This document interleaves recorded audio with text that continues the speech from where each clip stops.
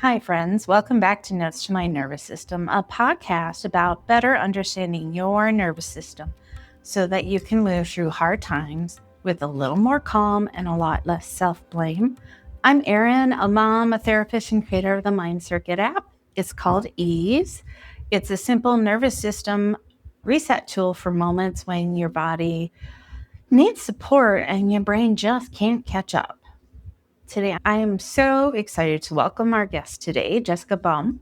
Jessica needs no introduction, but for my listeners out there, she is a licensed mental health therapist, a leading voice in attachment and relationship healing, and the founder of the Relationship Institute of Palm Beach. She is a best-selling author, especially with her book, Anxiously Attached, and our newest book called Safe, which I have read and I recommend everybody getting one. Jessica has helped thousands of people move beyond insecurity to create a deeply secure, healthy connection with those in their lives. Jessica, welcome to the show. How does your book, Safe, build upon the work that you introduced in Anxiously Attached? Well, see, I'm so happy to have you here at Notes to My Nervous System and taking time out of your busy schedule promoting your new book. And that's what I want to jump into is the new book and what you're trying to achieve with that, what you're trying to help people with this new book. So you brought up that topic of anxiously attached and trying to guide wounds. If I could talk, it's one of those days. Anybody listening knows I have a speech impediment, dyslexia, ADHD, so we roll with it. So what do you have the readers doing, or what are the conversations around the core wounds and understanding how that will then show up within a relationship? Sure. So Anxiously Attached was my first book that came out in 2022, and Safe is my current book, which both kind of piggyback off each other. But I would say with Safe, it's a deep dive into all the attachment patterns and how they embed into your nervous system, understanding like what we call the wheel of attachment and seeing attachment from a more holistic point of view and more connected to the nervous system. And then understanding where these patterns and wounds live somatically in your body and how we are repeating trauma loops and whatnot. And the book helps you become conscious of those things and hopefully guides you towards the felt sense of what it feels like to start to heal those wounds. And so it's a really felt sense experience. And I'm hoping the book provides the reader with a journey that feels a certain way, as well as an understanding of the science behind interpersonal neurobiology and attachment wounds. What is the difference with, you said previously, trying to come at it from more of a holistic approach, understanding how it's held within the body? And I remember reading a chapter about how different points within different relationships, you would have an anxious attachment, then an avoidant, and how different individuals would pull out those different reactions. Yes, I think a lot of attachment work that's out there is very left shifted. So it's like, here, if you have this, you fit in this category, and here's a list. And awesome that we're getting attachment out into the universe and the world is catching on and building awareness. But nobody talks about attachment from a more neuroscience level where it's nuanced. And so in Safe, we talk about the wheel of attachment. And I mean, I can try to explain it verbally, but there's security at the bottom. And as you increase anxiety, which is anxious, and you increase rage, you get to disorganize at the top. And then there's avoidance. So if you increase avoidance and neglect to an extreme, there's disorganized on the top. So in one family system, you can have one parent that was secure for some moments and anxious in other moments, and you can slide within this continuum. And once you start to understand the continuum, you start to realize that you don't have just one style. You have many different embedded patterns with different people. And sometimes in your romantic life, you tend to gravitate towards a certain type of person. You tend to show up a certain way. So it can be confusing, but the truth is it's so much more nuanced than fitting in a particular style and staying in that style. And when I wrote Anxiously Attached, which is like doing phenomenally in the world, people would come to me and they're like, I'm anxiously attached, but I'm also avoidant. And, we can have avoidant protectors or we can have avoidant patterns inside of us. So I had to do a deeper dive for SAFE to really explain attachment on that level so that people didn't just get the label, but they got a more nuanced understanding of how we embed these patterns, not just how we slide with patterns, but how it lives in our nervous system and in our body with implicit memory as well. The readers are going to be able to take away or learn about how that nuance is with attachment, that it's not as black and white as right now it seems to be in the media. Yeah, so it's interesting because I feel like everybody wants that black and white understanding of things. And that's just not how attachment works. But I hope the reader gains so much more understanding of themselves and compassion around how they show up and how others show up in relationship, and just this awareness of how nuanced it is for them, and some real insight rather than just putting themselves in a box and giving themselves a label. I didn't think that occurs. It's so weird to me because there was this huge push of don't label me, I don't want to label. And yet, it's the moment there is something new within wellness or mental health, we want that box, we want that label. And I will hear a lot of people like putting themselves into that camp. I'm just anxious attached. It is so hard when you're rigid like that. Yeah, I think it's important though. I think, when I was younger, I talk about in my first book, Anxiously Attached, being in the hospital, and picking up my first book was actually facing codependency. And I was like, oh my God, I finally have words for what I'm experiencing.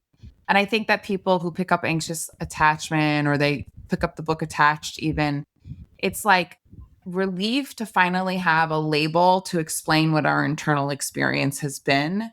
So I think that's the first stage of just awareness. And people can get stuck in that, but I think it's actually important to say, okay, wow, I can identify with this, because before that it was just, I'm going crazy, my nervous system's out of control. Why do I have these behaviors? And now it's like, wow, I can really identify with that. And then SAFE helps you push past just identifying with the labels and really understanding the complexity and the nuances of attachment patterns. In SAFE, where you're helping them to better understand it, is it so that they have more refined language, or so they understand their own nervous system and why it shows up differently in different situations? What are you hoping to expand with that understanding? Both. I mean, it depends on where the reader's at. So you're going to get the science, you're going to get the interpersonal neurobiology, you're going to get the science of healing, you're going to understand how the brain changes, you're going to understand the nervous system, you're going to get polyvagal, you're going to get all of that in the book. You're going to get the information. But information alone does not create change, right? So the felt experience, which I provide through somatic exercises and in the book, is my hope that people will not just get the information, which has anchored me in my life, but also get some felt experience while they're reading the book that helps them understand how to move towards their wounds, how to find anchors, how to heal, what you actually need to heal, right? Like there's a lot of I'm this, I'm that, and I'm diagnosing myself, but there's no, wow, how do you actually heal attachment patterns? So I deeply dive into healing attachment patterns. And a lot of people say they want to heal it, but healing them is a process and it's a lot of work. And so I'm providing the reader, whether they want to and are ready, or want to and are just curious, I'm providing them with a felt sense of, let's move through these. What are you feeling in your body? There's a lot of slowing down. There's a lot of free meditations. There's a lot of understanding of going to places in your body and understanding how memory is stored in the body. So I'm hoping the reader walks away with all of it. But I think depending on where each reader's at and what they absorb will be different for every reader. And I don't think it's one of those books that you just pick up and read and never go back. I think it's a book that you can keep reading, you can bring to your therapist, you can bring to your friend, an anchor. Like it's a companion piece for people. So I had someone tell me they read it. It was a lot. And then like a couple months later, they picked back up and they were able to get through more of it, because it can really awaken a lot in you. This book definitely goes deeper. Would you suggest taking it in pieces? Yeah, as much as my left brain wants to be, read it all, write a review, tell me how much you like it. No, you need to go as slow as your nervous system needs to go, and you really need to honor your pace. And even if you read through it, stuff is going to land. And then if you read through it again, it's going to land differently. So just paying attention to your body as you're starting to move through the material. That's difficult for some people when they're reading, to really be aware of how their body's reacting. I don't even know if I've ever had that said to me before, honestly. Yeah. I think Explain there's a little parts. bit behind the somatic, the science, the neuroscience, why that's so important to be in the body. Well, I think that when you read the book and you start to read about where the abandonment wound is, or you start to read into some of these stories, you're going to feel usually something in your body. And if you're dissociated from your body or blocked off, you're going to feel that too, right? You might just take in the information. But as you read, like I remember doing the audiobook, which I had to record and I had to reread the whole book to practice. And I got awakened by some of the material all over again, you know? And so it's okay. I mean, that's what this work is about. This work is not about just giving you information so you can get smarter. This work is about creating a transformational experience. And in order to do that, we need to pay attention to what gets upset inside your system, what gets settled, what feels right, what can you identify with, how, and I have the reader always slow down and pause at certain points to try to embody the work and start to really digest this more than just the intellectual rationalization part, which is very important too. But it sounds like you're really approaching this book safe with that intention of having the reader completely involved in all the senses, getting from the book and interacting with the book, which isn't something I think a lot of authors think about, that approach of making sure that you're getting the somatic involved. I think that's a really cool, different approach to really draw attention to. Yeah, I mean, my mentor is Bonnie Badenoch. She wrote Heart of Trauma. I don't know if you're familiar with her, but Mhm. she helped a lot in the book, and I give credit her. And I think a big piece of the work that I've done with her is helping the reader feel like we are with you and having the work feel very relational, even when you're reading it. So you're not alone. I'm not telling you what to do. I'm not classifying you. I am with you, not only as a professional with the science and all that, but also as a human being who's suffered myself as well. So I share a lot about my own journey of I walking through it. remember being a little surprised by how vulnerable you were, sharing some of these deep moments and interactions within relationships that not everybody always wants to talk about. Be honest about the way they're showing up and not liking it within relationships. Yeah, I think that a lot of people think that because you're a therapist, you have it figured out, or, your life is perfect. And I definitely do great work and I hold deep space for my clients, and I'm deeply human myself. And I think that for me, and even when I work with clients, it's like I am here, I am a container for you. And this is so much more than the therapeutic relationship. It's like energy, meeting energy, and a journey that we're taking together. And I'm human and you are human and we are both whole is very important piece. And I think in the book, I definitely have walked through the fire. I mean, I think we're always healing and humbled by it. But I think that people need to know that, like, this isn't just someone hiding behind their credentials. This is someone who's kind of moved through it themselves. And I thought I moved through a lot with my first book. Little did I know I had to move through a lot more with my second book. And so it humbled me a lot. But it was exactly what I needed in order to integrate what was being held in my body. And I'm happy that I share it with the world. I said to someone once, I don't want to share more than what is appropriate. I want to share just enough. And some people would say, oh, I share too much. Some people say, I love the sharing. I'm a pretty, like, if you know me personally, I'm a pretty transparent person. So I don't really hold a lot. If you get to know me, I am a sharer. I'm pretty direct and share. So it's a little bit my personality anyway. So it's just you being authentic is what I'm Hmm. hearing, which is Yeah. wonderful. And I, as a therapist, feel that That's when I'm doing my best work. Absolutely. I can't show up as a therapist, as a clinician, helping someone through tough, is awful moments within trauma. I do EMDR if I'm not prepared to be able to truly be authentic in the moment with them. And I went through EMDR myself, so I can do that a little bit. But that's so important. I can't believe that somebody would give you backlash for sharing too much.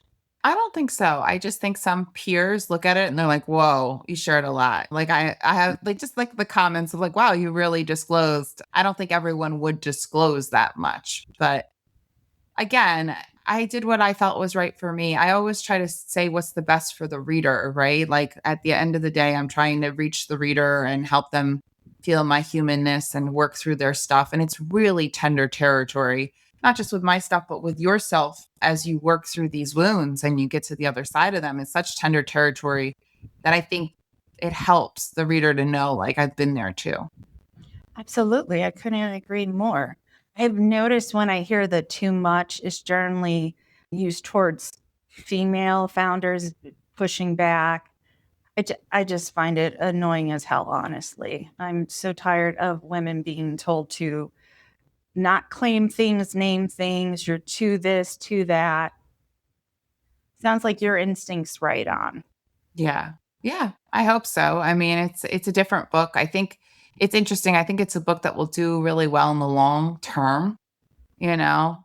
It's a harder book, so I think it's going to grow its legs differently. I think a lot of clinicians will probably end up using it, and I think it's a great tool for therapists to work through with their clients. It pretty much gives you all the play by play on how to heal with an anchor. And so I'm hoping a lot of clinicians and many clinicians like yourself picked it up and read it and they reach out a lot. That's a lot of the feedback is like, oh my God, thank you so much. Yeah, no, I love it. I love when I find books that take these complex ideas, practices, understanding neuroscience, and puts it in a way that is more relatable that I can then use with my clients. And not everybody's able to do that. And attachment is definitely one of those things where a lot of people latched onto, but not with the full understanding. So I think your book, Safe, very much helps the reader and the clinician to be able to have that dialogue. Did you intentionally know when you were doing this book that this is one that was going to be more of a tool, more of that companion guide, and would take a little bit to get going? Yeah, I mean it's interesting because in the book industry, it's not like what sells like hotcake, but I think so many people want to know how do I heal my attachment wounds? Like, and I think there's just so much on attachment out there. And I needed to write something that really broke down the healing because that's not available and that's not seen in the market. And I don't know, it is the next step. And so I think a lot of the population is on the first step where they're discovering it, they're finding out about it. And I think the next step is going to be like the next 20 years of our lives. People are going to be investigating how do you heal these wounds now that we're starting to Mhm. understand these patterns. And attachment is such a well-learned, I mean, it's a science that's so proven. I just think that my book speaks to what is next. And a lot of people are still discovering what they are, coming to terms with these labels. So I think it should do very well for a period of time. And I'm hoping, I think clinicians, you know, I think clinicians will use it and they have been Oh, already. So absolutely. Yes, I absolutely see how you could use it within your practice. I see book groups and great conversations and digging into it. I think it's definitely helpful and going to be out there for a bit. That is a brave choice, though, that you took to know that the book industry doesn't necessarily like that approach. They want that quick, it's big, poppy, quick answer, move on. yeah, it does. But like now with ChatGPT and all of that out there, it's like you can go and get information anywhere, you know, and you can get a big pop and an intellectual feeling. You can't get the combination of neuroscience and all the people that I used and the way that it's delivered, like you can't get that. It's unique in that way. And so I just had to, I went through the process and I talk about it the last 4 or 5 years of my life of healing. And I think I needed to honor that. And so by honoring that, you're going to get a book like this. You're not going to fix your attachment style in 3 steps, right? Because that's not going to fix your attachment style. And first of all, you don't need to fix your attachment style, but you're going to get a book of how do you be with your nervous system? What does this really mean on a deeper level? What does it take to move the implicit information into your body, into your hemispheres? What does it take to integrate it? You're going to get a much deeper dive, which is a slower process, which is what it really takes to make a very integrated change in your life. And so I just had to stay true to my own work and my own experience. And so that's, I mean, I think that's part of book writing is, you're not writing to sell, you're writing to, well, you do want to sell, but you're writing to reflect what you've been through and to honor your journey in that way. And I think that's what I did. That is a brave approach to take, and not everybody takes that approach. And it certainly comes through in the book that Thank you are taking someone on this journey with you and that they're not doing this alone. That's so important. Even with anxiously attached, I use we throughout. We. It's never you are anxiously attached. You need to do this. No, we are together. Just changing the language is just brilliant in terms of feeling co-regulated by the pages. Now, go into that a little bit for anybody who's listening, co-regulation, what that's about, because that is so powerful. And yet we're not aware of it. We're not using it to our benefits. Just as a parent, it's always been very helpful to me. Yeah, I think co-regulation is when we share nervous systems, and when my nervous system is in a dysregulated place and your nervous system, Erin, is in a regulated place, a ventral place, I say a state of safety in the book, you literally can lend your nervous system to mine and help me get back into a state of safety. But also in the process of healing attachment wounds, as you're doing the work, your state of safety allows my nervous system to dip into implicit dysregulated places. So as I'm tapping into my body and where the wounds are, and I'm getting dysregulated and I'm connecting to memory, your regulation helps me move through the harder territory and is almost like a container for my nervous system. And so that's the science of co-regulation. And if we didn't get a lot of co-regulation when we were tiny, we need a lot of co-regulation now as an adult. In fact, I believe co-regulation is what makes for great self-regulation.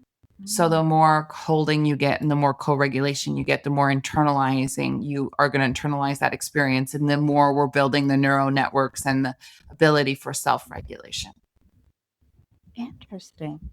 I never thought about it in those terms, but you're completely right.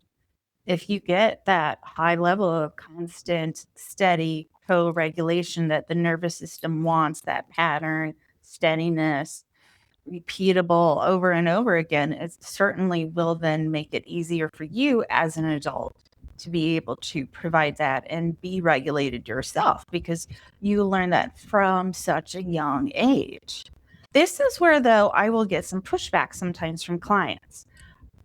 How do you help an individual understand that we all have these wounds, and it does not equate that your parent did something wrong or bad?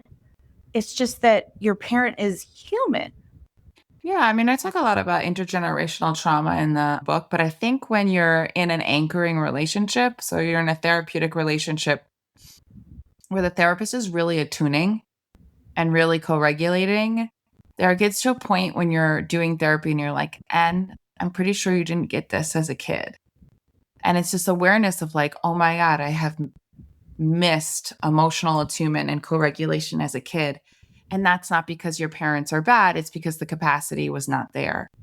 But just because the capacity wasn't there. And so I help them separate, like, your parents were doing the best they did with what they received, right? But if they didn't receive a lot of co-regulation and emotional attunement, they're not going to be able to provide you with a lot of co-regulation and attunement. But as I provide you with co-regulation and attunement, we can get in touch with the grief the real grief of not having that. And so it's many layers. Some clients get in touch with the agonizing grief and the abandonment of that, and they're angry at their parents for a while. Some can say, okay, I'm getting in touch with that, and that really sucks. And my parents weren't capable, but they were doing the best they could. Everybody has a different experience. I definitely think my parents don't have the capacity. And there was periods where I was angry with them because I was like, why have a kid if you can't show up, emotionally, and you can't be there and you can't be nurturing and you can't provide that? Like, why even have children? And then as I got through the work, and I talk about this in Safe, like healing their inner child and working with them and my internal construct of them, we call that the inner community. Now I see my parents as so many layers, and I don't have any anger at them. I just see the lack of capacity. And so, but that took me a long time to get to. Really long. I love my dad so much, but I could be so frustrated with the romantic choices I've made in my life because of him, and still gravitate towards at times. And my dad was just doing the best he could from a family of Holocaust survivors. And I can look at the intergenerational lens. Same for my mom. So it depends on where you are in the work. And, as you work with your little me and you start to understand core wounds in your body and start to heal, you kind of start to see that your parents have adult selves, but they also have these wounded parts to them too, and that are usually trying to do the best they can with what they have. So it's a process, because I think valid anger can come up. Sometimes protecting your parents is a protector. It's an avoidant protector. Oh, my childhood was fine. They loved me. Of course they loved you. A lot of parents love us, but that doesn't build security. Security comes from emotional presence and attunement. And not many parents can give that these days because of the way our world is set up and culturally what's going on and how so many of us are stuck in sympathetic activation. It's just about coming to terms with all that and really understanding these concepts. Point though that it's not love. It's, do you have the understanding, the capacity, the tools? Do you know how to be that version of a parent when some people don't even think in those terms for themselves, let alone another person? Right. Our parents did the best they can. They don't have, it's emotional presence is what builds security. So it's your parents' ability to be in a ventral state and be present with you enough and attuned with you enough to internalize that sense of safety. If they were anxious all the time, busy working, because many of our older generations above me were baby boomers, and the message was work, work, work, work, work. Avoidance and work were passed down intergenerationally. And there's a lot of people in their 30s and their 40s right now that are doing the work, and they're the first people in their family system to slow down and start to be with their body and so they have to heal all of this nervous system work that's not just theirs, it's the intergenerational stuff that's been passed down. And so to really get that, you really need to understand that many of our parents were just stuck in survival mode and doing that. And so it didn't help us, it hurt us, which is a level of awareness, and then the real work shows up. I love how you keep like reassuring that it's a process, letting anybody listening to this, watching this, know that it's not quick. It's not supposed to be quick. And I think that's so important for us to start pushing that more out into society, into social media, that it's not quick. And so you're not failing if you've only tried to do 3 steps to this or 5 steps to that. Like, it is a process and you're always healing. And I don't know if there's like the end other than death, not to be morbid. And I'm not in a rush. Yeah, so it depends. Like in my experience, I think that I slowed down and I started to be with what was in my body, and that took a while to work through. And there is an end in terms of, for me, the deep implicit stuff got lighter at a certain point. I had to work through a lot that was in my body, and it still shows up in my life all the time. But I don't feel it stored somatically in the same way. I don't have the same depression and anxiety and unprocessed. I feel freer. I feel more expansive. I have a wider range of emotion. emotional ability. I have more inner and outer resources. I have more freedom in my life, and I still get dysregulated. But different tools, different understanding, a different way to talk to myself, to experience myself, and definitely much more room for expansion in my world. And that one of the ways I think people that struggle with CPTSD and attachment trauma is their lives get smaller, or they stay in bonds that restrict them from being authentically themselves. So I think as you work through this, you can be with those parts that are scared to leave or more restrictive, and then you do become more expansive. And so the work is always and forever. But I also think there were periods in my experience and with some of my clients where there were a couple harder points where we were dealing with everything that's been avoided, kind of working through that. And then once you're on the other side of that, it's less intense. And I think that's what I mean by like ending. Like, yes, it gets better. Don't get me wrong. Absolutely.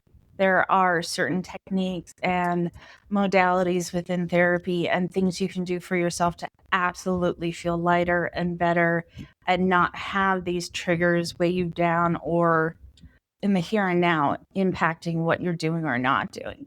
But I think just that understanding of, but they're still going to be there.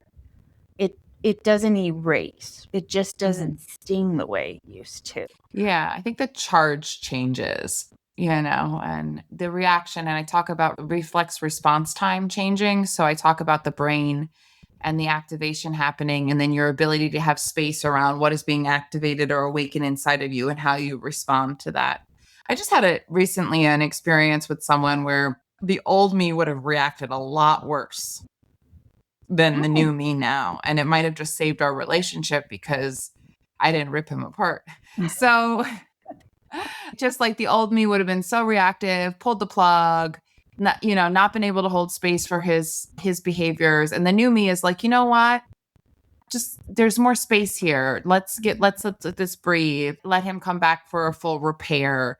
So I think your relationships improve a lot when you build that capacity within to be less reactive or to tend to things or to speak about things differently. So everybody heals in a different way. And I think the goal of the book and the work is to deepen your relationships and to have deep and meaningful relationships in your life, because I believe that is the determining factor of the quality of your life. I couldn't agree more. And it is so cool when you have those moments of reflection and you're able to notice that change within yourself. It's lovely. I love when my clients tell me that they're able to see the difference and to be able to feel it for yourselves. And just that reactivity, being quieter, it really does make life so much easier. 100%. And you can tell at certain stages, I can tell when I'm doing the work with clients because they have more space within and they're able to connect deeply to others because you're doing the work and you're holding deep space for yourself with them.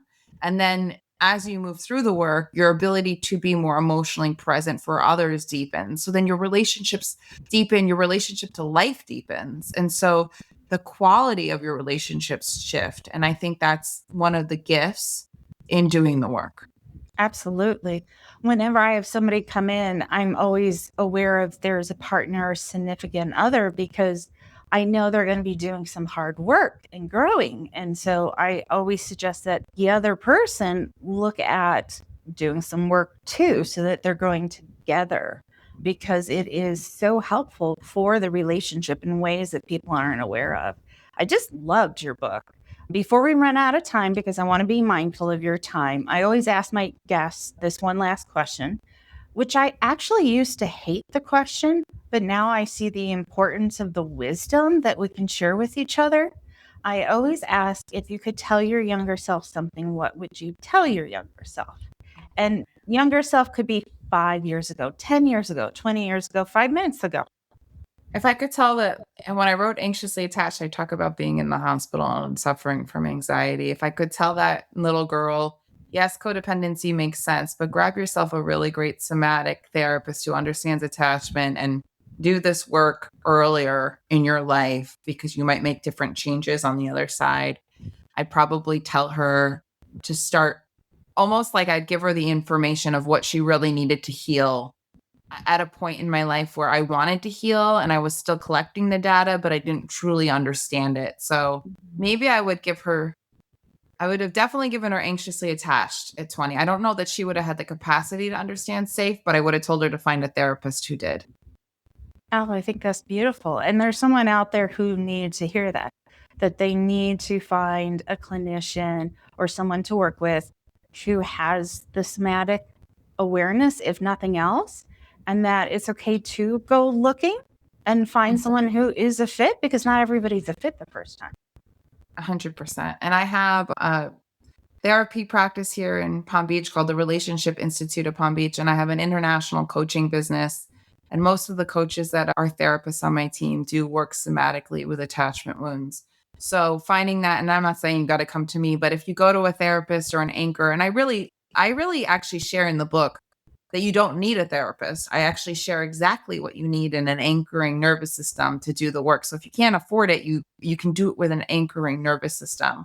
Which And so I kudos for that, because it's important to give agency to a person and say it's okay if you can't afford it or if that's not your path. You still can heal. So but you must heal in relationship. So these attachment wounds do not heal alone. And I think that's a misconception out there.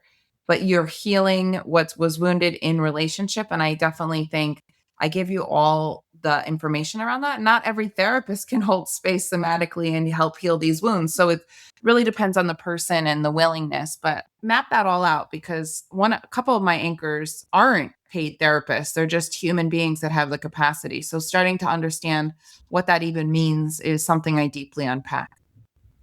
And in such a beautiful way where somebody could really digest it, which again hits at that point of connection and how important it is for us to have connection with each other.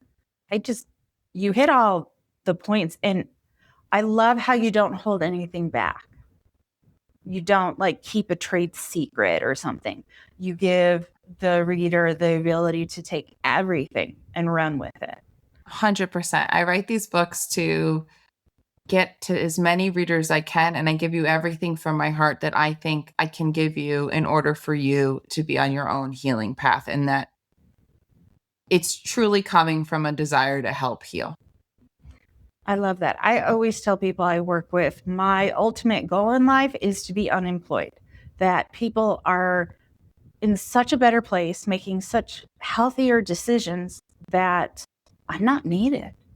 Yeah. And I think the strange and hard thing is that we're so much more needed now because we're moving such away from real intimate connection in our culture that I think, even with ChatGPT, who wonderfully validates people, the science around healing is you need another nervous system. So Absolutely. I think that therapists are going to be very well needed. I hope that therapists do the work too. And as a therapist who's out there who's doing the work, I'm encouraging other therapists to do a deep dive on themselves too.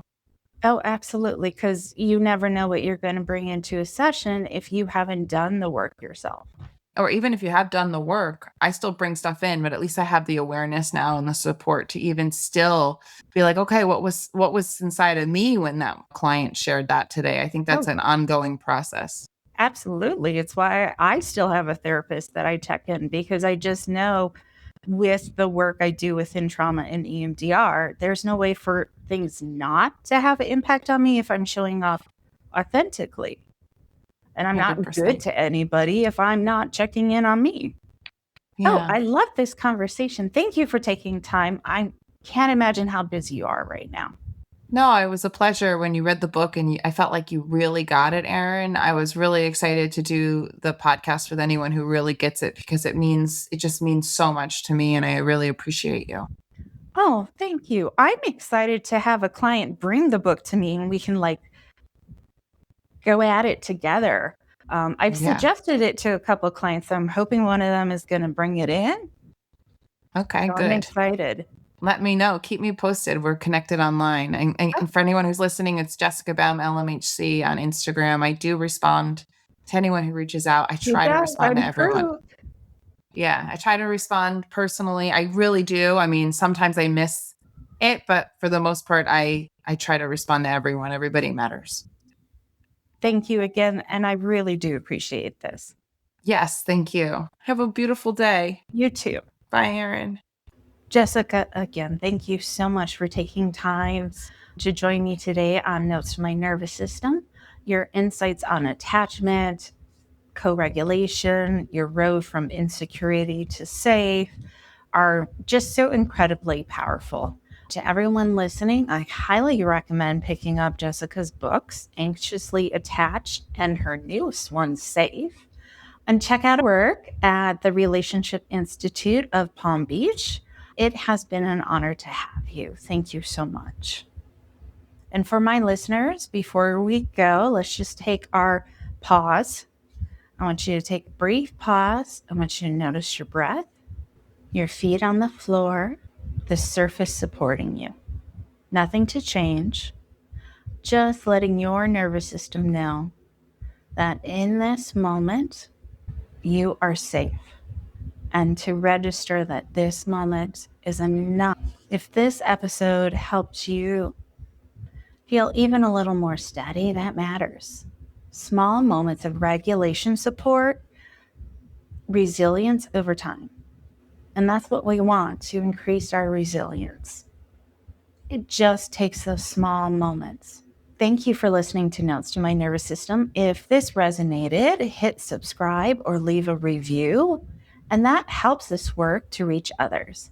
And if you want more gentle micro resets, you can find the My Circuit app.